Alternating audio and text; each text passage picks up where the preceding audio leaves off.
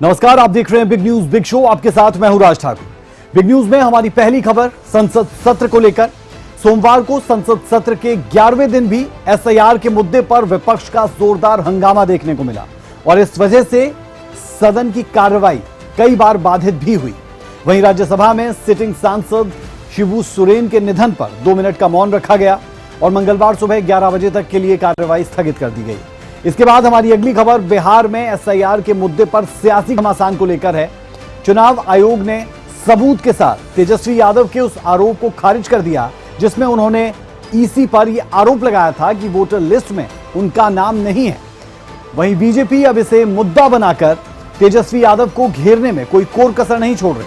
SIR के मुद्दे पर राहुल और तेजस्वी का दांव कैसे उल्टा पड़ता दिख रहा है, आगे हम आपको अपनी रिपोर्ट के जरिए यह भी बताएंगे। इसके बाद हमारी अगली खबर सुप्रीम कोर्ट से राहुल गांधी को लगी फटकार है। दरअसल राहुल गांधी अपनी राजनीति चमकाने के चक्कर में कई बार ये आरोप लगा चुके हैं कि चीन ने भारत की जमीन पर कब्जा कर लिया है। इस मामले में सुनवाई करते हुए सुप्रीम अदालत ने कड़ी टिप्पणी करते हुए कहा कि अगर आप सच्चे भारतीय होते तो इस तरह की बात ना करते। जम्मू कश्मीर से अगली खबर रहेगी, जहां आतंकियों के खिलाफ भारतीय सेना काल बनकर टूट रही है।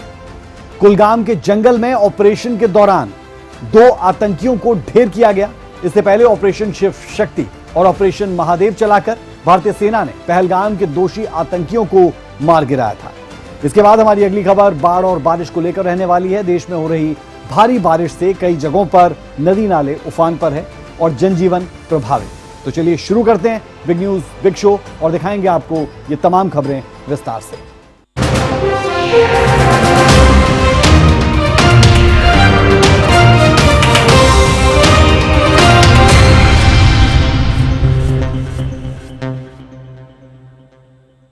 बिग न्यूज में सबसे पहले बात संसद सत्र की करेंगे। बिहार में वोटर वेरिफिकेशन के मुद्दे पर सोमवार को लोकसभा में विपक्ष ने जोरदार हंगामा किया। इस वजह से संसद सत्र की कार्रवाई 11वें दिन भी स्थगित हुई। वहीं बीजेपी ने आरोप लगाया कि विपक्ष के पास कोई मुद्दा नहीं बचा। एसआईआर के मुद्दे पर सिर्फ झूठ की राजनीति हो रही है। ये रिपोर्ट देखें।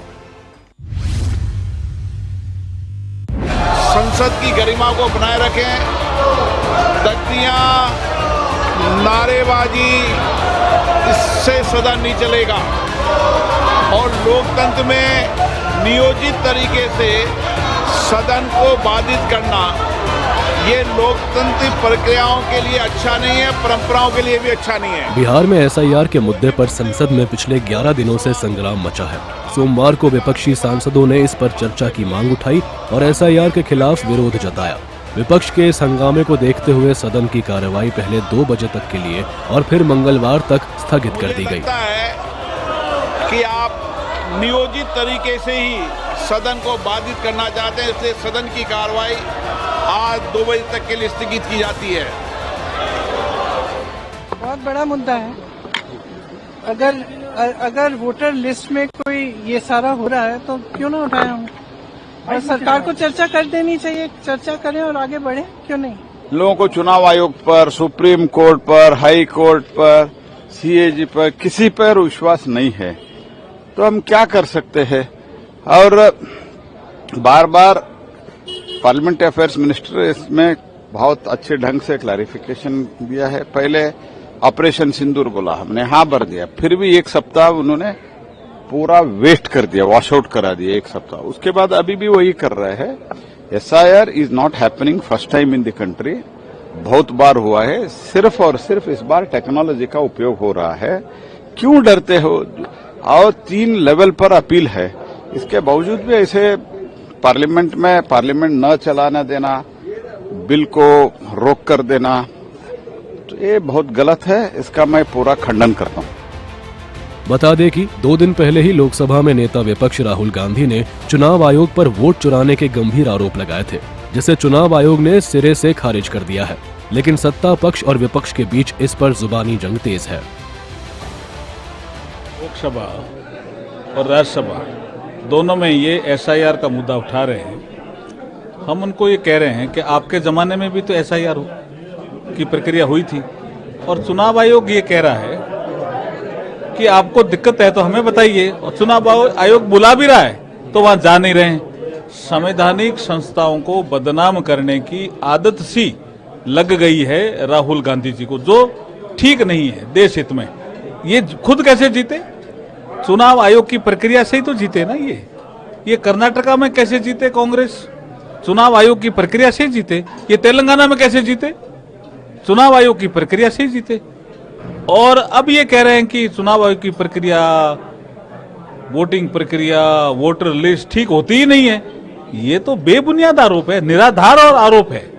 और हम ये कहना चाहते हैं राहुल गांधी जी से कि अगर कोई मतदाता सूची में ऐसा नाम है जो आज इस दुनिया में नहीं है, तो उनका नाम मतदाता सूची में होना चाहिए क्या? मैं आपके माध्यम से राहुल गांधी जी से ये प्रश्न कर रहा हूं। अगर बीजेपी इसी के डिफेंड में आती है तो कुछ तो है भैया जिसकी पर्दादारी है, और वो चंडीगढ़ मेयर की आंखें देख करके आज भी याद आता है उसको शह कहां से थी। तेजस्वी यादव ने 21 सवाल पूछे थे, एक का भी जवाब। आपको एक मात्र सवाल देता हूं कि जिनका नाम डिलीट हुआ है, आपने वो लिस्ट दी है, उसमें ना बूथ लेवल है, बूथ नंबर है, ना EPIC है। किसको झांसे में रख रहे हैं जनाब? झांसे में मत रखिए, और बहुत महंगा पड़ेगा, इसको चेतावनी समझिए। बता दें कि बिहार में SIR के मुद्दे पर सत्ता पक्ष और विपक्ष आमने सामने हैं और इस वजह से 21 जुलाई से शुरू हुआ संसद का मॉनसून सत्र लगभग ठप रही है। पिछले 11 दिनों में सिर्फ 28 और 29 जुलाई को सदन की कार्रवाई पूरे दिन चली थी। इन दोनों दिन पहलगाम आतंकी हमले और ऑपरेशन सिंदूर पर चर्चा हुई थी। ब्यूरो रिपोर्ट, सूर्य समाचार।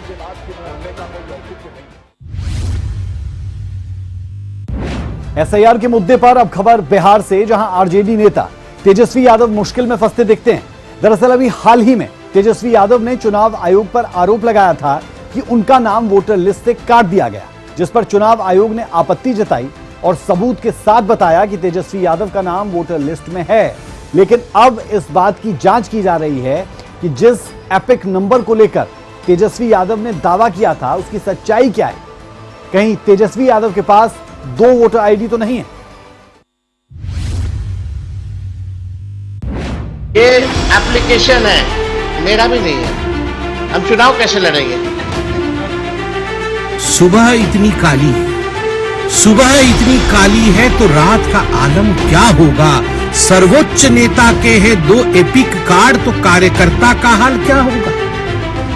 बिहार में SIR का विरोध करते हुए तेजस्वी यादव इतने आगे निकल गए कि उन्होंने चुनाव आयोग पर झूठा आरोप लगा दिया। शनिवार को तेजस्वी यादव ने एक बड़े स्क्रीन पर मीडिया के सामने दावा किया SIR की वजह से उनका नाम वोटर लिस्ट में नहीं है, लिहाजा अब उनके सामने चुनाव लड़ने का संकट खड़ा हो गया है।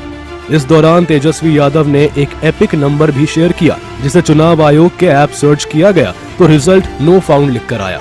लेकिन तेजस्वी यादव के इस आरोप पर प्रतिक्रिया देने में चुनाव आयोग ने भी देर नहीं लगाई और एपिक नंबर के साथ तेजस्वी के आरोपों को जुठला दिया। लेकिन बात इतने पर खत्म नहीं होती है। सूत्रों के मुताबिक अब चुनाव आयोग उस एपिक नंबर की हकीकत जानने में जुटा है, जिसका हवाला देते हुए तेजस्वी यादव ने आरोप लगाया था। चुनाव आयोग को इसमें फर्जीवाड़े का एंगल लग रहा है। वहीं अब इस मुद्दे पर बीजेपी ने तेजस्वी यादव को घेर लिया है। ये 2020 का आप इलेक्टोरल रोल बिहार का देख सकते हैं, और 2020 में भी विधानसभा के चुनाव हुए थे। 2020 में भी आपके तेजस्वी यादव जी चुनाव लड़े थे, विधायक बने थे। 2025 का भी आप देख सकते हैं इलेक्टोरल रोल, जिसमें अभी जो जारी हुआ है, दोनों में इस कोने पे आप एपिक कार्ड नंबर देख सकते हैं। आप देखिए 2020 और 2025 का एपिक कार्ड नंबर एक ही है, और वो एपिक कार्ड नंबर जैसे मैंने पढ़ा RAB 0456228, एपिक कार्ड नंबर जो होता है वो 10 डिजिट नंबर होता है। उसमें लेटर्स और नंबर मिलके 10 की संख्या होनी चाहिए। ये 10 की संख्या है। Election photo identity card number, epic का अर्थ होता है election photo identity card number. और वो नंबर आप दोनों में देख सकते हैं, 20 और 25 में एक ही है। किंतु तेजस्वी यादव जी ने एक नया नंबर अपने ही वोटर कार्ड का दिखाया, और जो दिखाया वह भी हम साथ लेके आए हैं। जिस तस्वीर में अलग एपिक नंबर था, जिसका नंबर है RAB 2916120, जो गलत नंबर बताया गया था, कल प्रेस कॉन्फ्रेंस में जो बताया गया था, वो वोटर आईडी कार्ड देखिए आप। तो 2 वोटर आईडी कार्ड हैं। एक वोटर आईडी कार्ड जो मैंने आपको दिखाया और वह एपिक कार्ड के साथ यह है, और दूसरा वाला यह है जिसमें दूसरे एपिक कार्ड नंबर का जिक्र कल तेजस्वी जी कर रहे थे। यह है तेजस्वी यादव की हकीकत। इसमें से सच कौन, इसमें से झूठ कौन? तेजस्वी यादव 2 जगह वोट डालते थे, आप सोचिए तो इनके कार्यकर्ता क्या करते होंगे। और ये जो तिलमिलाहट है, ये इसी कारण से तिलमिलाहट है। हालांकि जब विवाद बढ़ा तो तेजस्वी यादव ने सफाई दी और इसमें साजिश की आशंका जताते हुए फिर वही राग अलापा की, गरीब लोगों के नाम वोटर लिस्ट से काटे जा रहे हैं। मेरा बदल सकता है तो ऐसे कितने लोगों का EPIC नंबर बदला होगा, ये तो विषय है। यही सब आंकड़े तो हम लोग पूछ रहे चुनाव आयोग से, तो कहीं ना कहीं से पूरी साजिश है कि वोटरों का नाम जो है काट दिया जाए। पूरी सरकार, तो छोड़िए ना, कई IAS अधिकारी ट्वीट करके बोल रहे कि उनका नाम कट गया है, तो गरीब का सोचिए। तो ये तो इलेक्शन कमीशन की जिम्मेवारी है कि बूथ वाइज आंकड़ा दे, कैटेगरिकली कि मृत्यु हुई है, किस बूथ पे इतने की मृत्यु हुई है, कौन है, उसका EPIC नंबर उपलब्ध कराए, सबका EPIC नंबर उपलब्ध कराए। तो आज मेरा पूरा प्रेस कॉन्फ्रेंस जो था EPIC नंबर को ही तो लेकर के था, और डिटेल्ड को लेकर के था कि मृत्यु हुई है तो क्यों, किनकी हुई है, उसका EPIC नंबर क्या है, उसकी बूथ संख्या क्या है, कोई अगर दूसरे राज्य में गया है इस वजह से कटा तो उसका डिटेल दे। इस पूरे विवाद पर दोनों ओर से वार पलटवार तेज है। बीजेपी नेताओं ने आरोप लगाया है कि कांग्रेस और RJD सिर्फ भ्रम फैलाने का काम कर रहे हैं। SIR का जो मुद्दा है, ये लोकतंत्र की हत्या की साजिश है। दिख रहा 65 लाख वोट आप गायब कर देंगे तो बचा क्या अगर 10% वोट निकल जाएगा तो। और वोट कभी किसी अमीर का नहीं कटता, शक्तिशाली का नहीं कटता, हमेशा गरीब का कटता है। इसमें है शेड्यूल कास्ट के, बैकवर्ड के, अल्पसंख्यक और जो गरीब सवर्ण कहीं बाहर मजदूरी पे निकला हुआ है। तो ये गरीबों के वोट कट रहे हैं, तो उसके लिए निश्चित रूप से हमारा गठबंधन, इंडिया गठबंधन पूरी शक्ति से लड़ेगा लोकतंत्र की हिफाजत के लिए। झूठा ये राहुल गांधी, तेजस्वी यादव ये केवल भ्रम फैलाते हैं झूठ बोल करके, और ये SIR पर झूठ बोलते बोलते अपने वोटर पर भी झूठ बोलने का काम किया। और ये एक ऐसा संवैधानिक संस्थान है, इसको भी ये कभी नहीं बख्शा। गाली देने का काम, क्या क्या नहीं कहा। तो जो अपने को भावी चीफ मिनिस्टर मानते हैं, अगर तेजस्वी यादव इतने नीचे झूठ बोल करके भ्रम फैलाएंगे तो वो संस्थान तो आखिर अपना कानूनी कार्रवाई करेगा। इस बीच पटना में एक वकील ने तेजस्वी यादव के खिलाफ मामला दर्ज कराया है और 2 वोटर कार्ड रखने का आरोप लगाया है। जाहिर है आने वाले दिनों में तेजस्वी यादव की मुश्किलें बढ़ सकती हैं। ब्यूरो रिपोर्ट, सूर्य समाचार।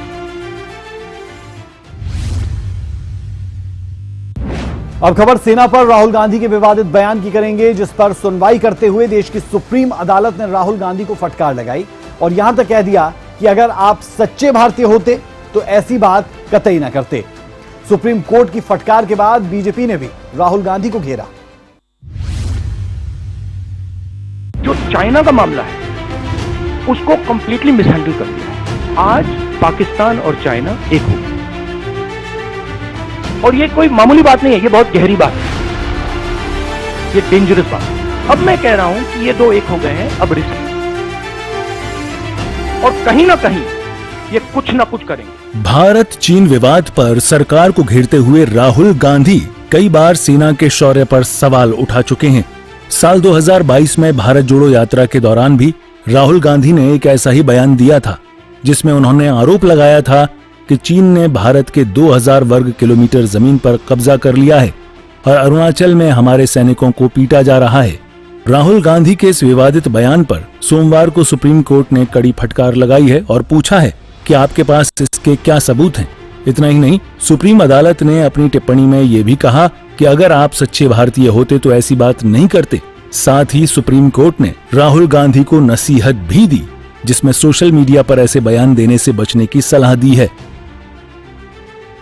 आज श्रीमान राहुल गांधी जी का ऊपर में जो लगाम लगाया है, ये बहुत ही महत्वपूर्ण है। इसके बाद दुस्साहस नहीं करना चाहिए। हमारे डिफेंस के बारे में, हमारे सैनिकों के बारे में, हमारे देश के जमीन के बारे में इस तरीके से बात नहीं करना चाहिए, जिससे हमारा देश के मनोबल को नीचे गिरा देते हैं और हमारा देश के छवि का नुकसान होते हैं। ऐसा काम नहीं करेंगे। मैं मानता हूं कि आज के बाद राहुल गांधी जी भी सुधर जाएंगे और कांग्रेस पार्टी भी सुधर जाना चाहिए। सुप्रीम कोर्ट के टिप्पणी के बाद तो बिल्कुल सुधर जाना चाहिए। बता दें कि गलवान हिंसा के बाद राहुल गांधी के विवादित बयान पर बॉर्डर रोड ऑर्गेनाइजेशन के पूर्व निदेशक उदय शंकर श्रीवास्तव ने लखनऊ की एमपी एमएलए कोर्ट में मानहानि केस दर्ज कराया था, जिस पर इसी साल 29 मई को इलाहाबाद हाई कोर्ट ने राहुल गांधी को समन भेजा था। लेकिन राहुल गांधी ने समन और शिकायत दोनों को सुप्रीम कोर्ट में चुनौती दी थी। ब्यूरो रिपोर्ट, सूर्य समाचार। खबर जम्मू कश्मीर से, जहां पहलगाम हमले के बाद आतंकियों के खिलाफ सेना का ऑपरेशन लगातार जारी है। सेना ने कुलगाम के जंगल में 2 आतंकियों को ढेर किया। वहीं अब इस बात के भी पुख्ता सबूत मिल गए हैं कि पहलगाम हमले के आतंकी पाकिस्तानी ही थे।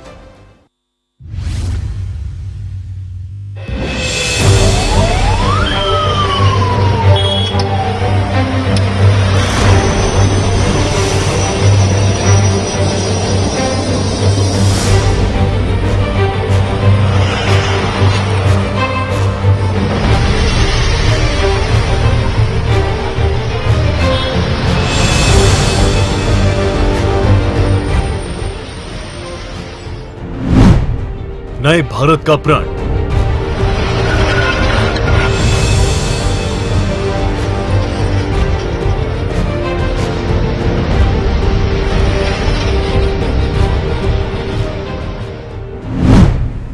आतंकवाद का खात्मा,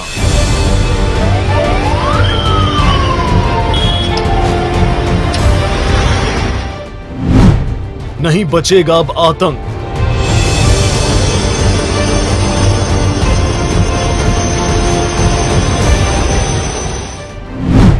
एक के बाद एक आतंकवादी ढेर। जी हां, ये नया भारत है जो विकसित भारत के दृढ़ संकल्प के पथ पर चल रहा है। रास्ता सीधा है, लेकिन बीच में आई मुश्किलों को पार करना ये भारत बखूबी जानता है। और यही वजह भी है कि भारत की सेना आज मजबूती से आतंकवादियों का सामना कर रही है और एक के बाद एक आतंकवादियों को ठिकाने लगाया जा रहा है। ऑपरेशन सिंदूर, ऑपरेशन महादेव और ऑपरेशन शिव शक्ति ने अपनी शक्ति पूरी दुनिया को दिखाई है। ये केवल ऑपरेशन नहीं, बल्कि देश की मजबूती की पहचान है और कड़ा संदेश है आतंकवादियों को। जरा भी आंख उठाकर देखोगे तो मिट्टी में मिट जाओगे। लगातार सेना की ओर से आतंकवादियों को ढूंढकर ठिकाने लगाया जा रहा है। एक के बाद एक आतंकियों को ढेर सेना के जवान कर रहे हैं। 4 अगस्त को यानी चौथे दिन भी कुलगाम जिले के अखल देवसर इलाके में सेना का अभियान जारी रहा। दरअसल सुरक्षा बलों को 1 अगस्त को अक्खल के घने जंगल में आतंकियों की मौजूदगी की खुफिया जानकारी मिली थी, जिसके बाद पूरे क्षेत्र को घेर तलाशी अभियान शुरू किया। वहां छिपे आतंकियों ने अचानक गोलीबारी शुरू कर दी, जिससे तलाशी मुठभेड़ में बदल गई। 3 आतंकी मारे गए हैं और 1 सैनिक घायल हुआ है। सूत्रों के मुताबिक शनिवार रात से लेकर रविवार सुबह तक इलाके में गोलियों और धमाकों की आवाजें सुनी जाती रहीं। बड़ी संख्या में सेना, पुलिस और सीआरपीएफ की संयुक्त टीमें अभियान में जुटी हैं। ड्रोन, थर्मल इमेजिंग और अन्य तकनीकी संसाधनों की मदद ली जा रही है। पुलिस के अनुसार यह इस हफ्ते जम्मू कश्मीर में आतंकियों के साथ तीसरी बड़ी मुठभेड़ है। बता दें कि इससे पहले सुरक्षा बलों ने ऑपरेशन महादेव के तहत पहलगाम हमले में शामिल 3 पाकिस्तानी आतंकियों सुलेमान, अफगान और जिब्रान को मार गिराया था। 31 जुलाई को पुंछ में नियंत्रण रेखा के पास 2 और आतंकी मारे गए थे। कुलगाम के घने जंगलों में जारी मुठभेड़ को लेकर सुरक्षा एजेंसियां सतर्क हैं। आतंक के खिलाफ प्रधानमंत्री नरेंद्र मोदी ने स्पष्ट और कड़ा संदेश दिया है कि आतंक को बर्दाश्त नहीं करेंगे।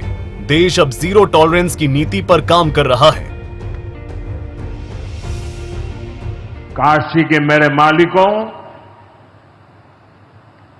मैंने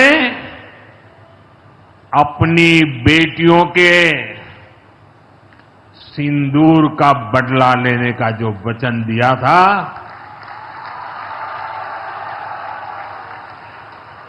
वो भी पूरा हुआ है। ये महादेव के आशीर्वाद से ही संभव हुआ है। मैं ऑपरेशन सिंदूर की सफलता को उनके चरणों में समर्पित करता हूं।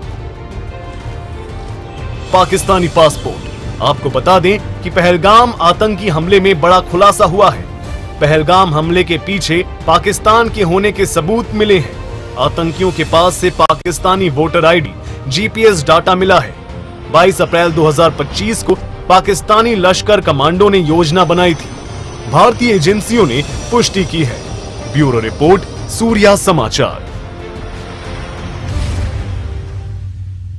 इन दिनों देश में बाढ़ और बारिश को लेकर हाहाकार मची है, जिससे देश के हर कोने में जनजीवन अस्त व्यस्त है। पहाड़ी राज्यों से लेकर मैदानी इलाकों तक त्राहिमाम मचा है।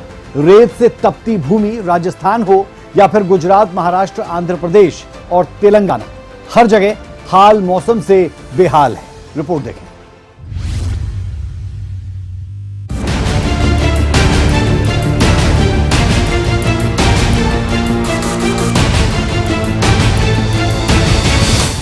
देश का कोई भी हिस्सा हो, उत्तर से लेकर दक्षिण तक और पूरब से लेकर पश्चिम तक, बाढ़ बारिश ने हर तरफ तबाही मचा रखी है। जिंदगी की रफ्तार थम सी गई है। जनजीवन पूरी तरह से अस्त व्यस्त हो गया है। सड़कें टूट गई है, लोगों के आशियाने सब डूब गए हैं। जाए तो जाए कहाँ? मैदानी इलाकों में बाढ़ का कहर जारी है तो पहाड़ी इलाकों में भूस्खलन और बादल फटने की घटनाओं से हर किसी को बेबस और लाचार कर दिया है। यानी जल प्रलय ने सुख चैन की रोटी भी छीन ली है। सबसे पहले तस्वीरें हिमाचल प्रदेश की देखिए। अपनी खूबसूरती और पर्यटन के लिए विख्यात इस शहर को किसी की नजर लग गई है। यह राज्य इस समय सबसे ज्यादा बारिश की मार झेल रहा है और यहाँ प्रकृति के कहर ने तबाही मचा रखी है। कांगड़ा, मंडी और कुल्लू जिलों में भारी बारिश के कारण नदियां उफान पर है।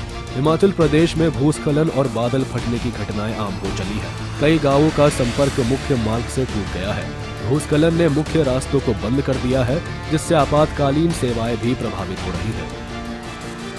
हिमाचल में यहाँ एक ओर पानी ही पानी है तो वहीं दूसरी ओर कांगड़ा में कुछ जगहें ऐसी भी हैं जहाँ लोगों को अभी भी पीने के पानी की किल्लत झेलनी पड़ रही है और गांव वालों को धरना देना पड़ रहा है।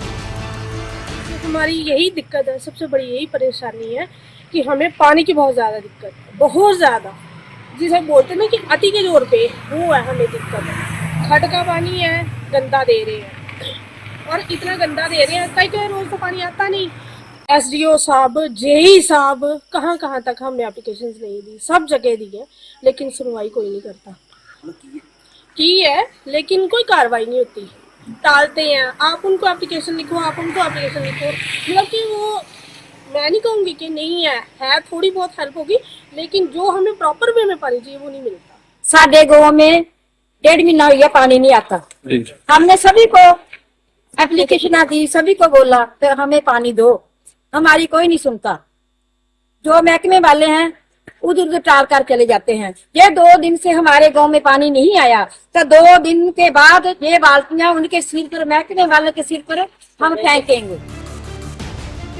न सिर्फ हिमाचल बल्कि उत्तराखंड का भी कुछ ऐसा ही हाल है, जहां टिहरी, रुद्रप्रयाग और उत्तरकाशी जैसे जिलों में नदियों ने रौद्र रूप धारण कर लिए हैं। कई घरों में पानी घुस चुका है, जिससे ग्रामीणों को ऊंची जगहों पर शरण लेनी पड़ी है। यहाँ तक कि कई वाहन और सड़कें काल के गाल में समा गई है।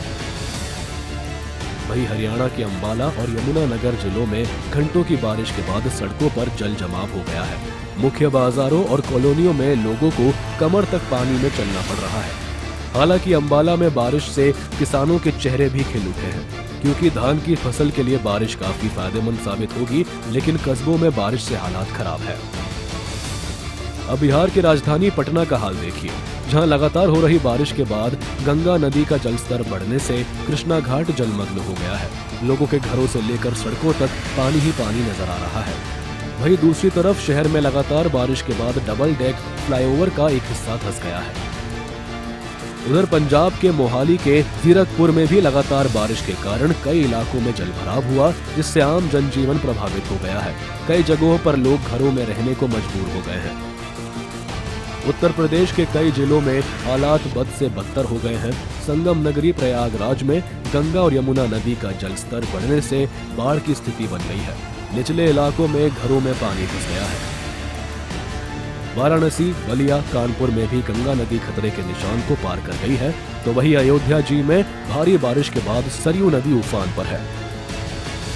देश की राजधानी दिल्ली में भी यमुना नदी का जलस्तर लगातार बढ़ रहा है। वहीं अरुणाचल प्रदेश के भी शियोमी में भारी भूस्खलन के बाद बीआरओ ने तातो मेंचुका सड़क संपर्क तेजी से बहाल करने में लगा हुआ है। यानी देश का कोई भी हिस्सा हो, बाढ़ बारिश ने हर तरफ तबाही मचा रखी है। ब्यूरो रिपोर्ट, सूर्य समाचार।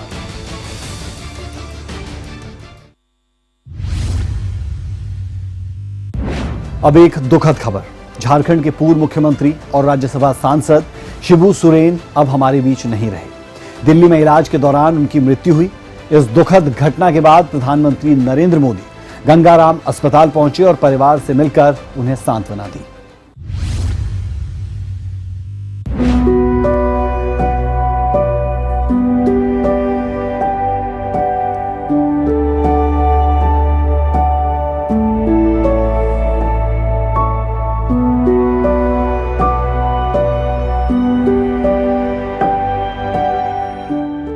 झारखंड के 3 बार के पूर्व मुख्यमंत्री शिबू सोरेन का दिल्ली के गंगाराम अस्पताल में निधन हो गया। 81 साल के शिबू सोरेन लंबे समय से किडनी की समस्या से जूझ रहे थे। कहा जाता है कि बिहार से अलग झारखंड राज्य के गठन में उनका बहुत बड़ा योगदान था। एक सामान्य शिक्षक के घर जन्मे शिबू सोरेन का राजनीतिक सफर शानदार रहा है।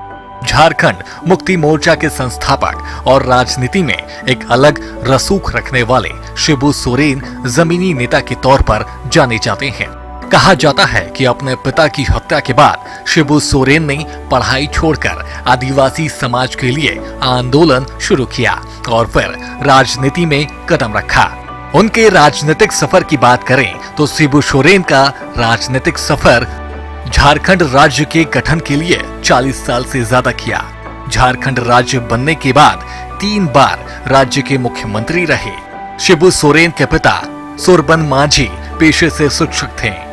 शिबू सोरेन को दिशोम गुरु के नाम से मिली पहचान। दुमका लोकसभा सीट से 8 बार हासिल की जीत। 3 बार राज्यसभा सांसद रहे शिबू सोरेन। केंद्र सरकार में मंत्री भी रहे। जेल जाने पर सीएम की कुर्सी छोड़नी पड़ी। देश के राष्ट्रपति और प्रधानमंत्री नरेंद्र मोदी भी अपनी संवेदना व्यक्त करते हुए सोशल मीडिया एक्स पर लिखा, शिबू सोरेन का निधन सामाजिक न्याय के क्षेत्र में एक बड़ी क्षति है। उन्होंने आदिवासी अस्मिता और झारखंड राज्य के निर्माण के लिए संघर्ष किया। जमीनी स्तर पर काम करने के अलावा उन्होंने झारखंड के मुख्यमंत्री, केंद्रीय मंत्री और सांसद के रूप में भी योगदान दिया।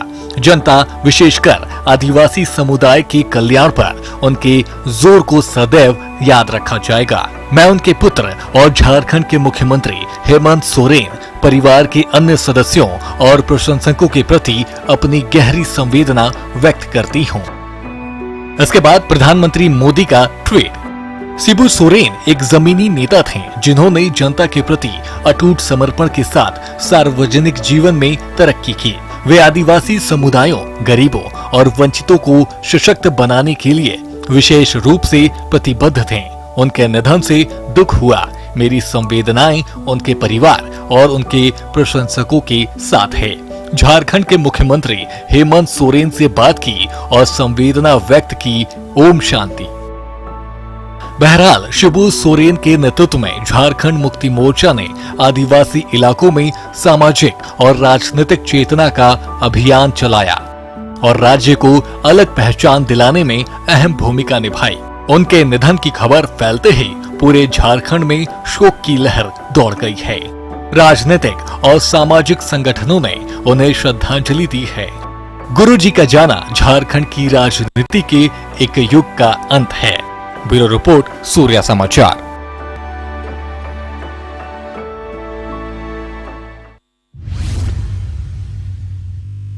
बिग न्यूज बिग शो में अभी के लिए हमारा और आपका साथ इतना ही। मुझे मेरी पूरी टीम को दीजिए इजाजत। खबरों का सिलसिला सूर्या समाचार पर बदस्तूर जारी है। नमस्कार।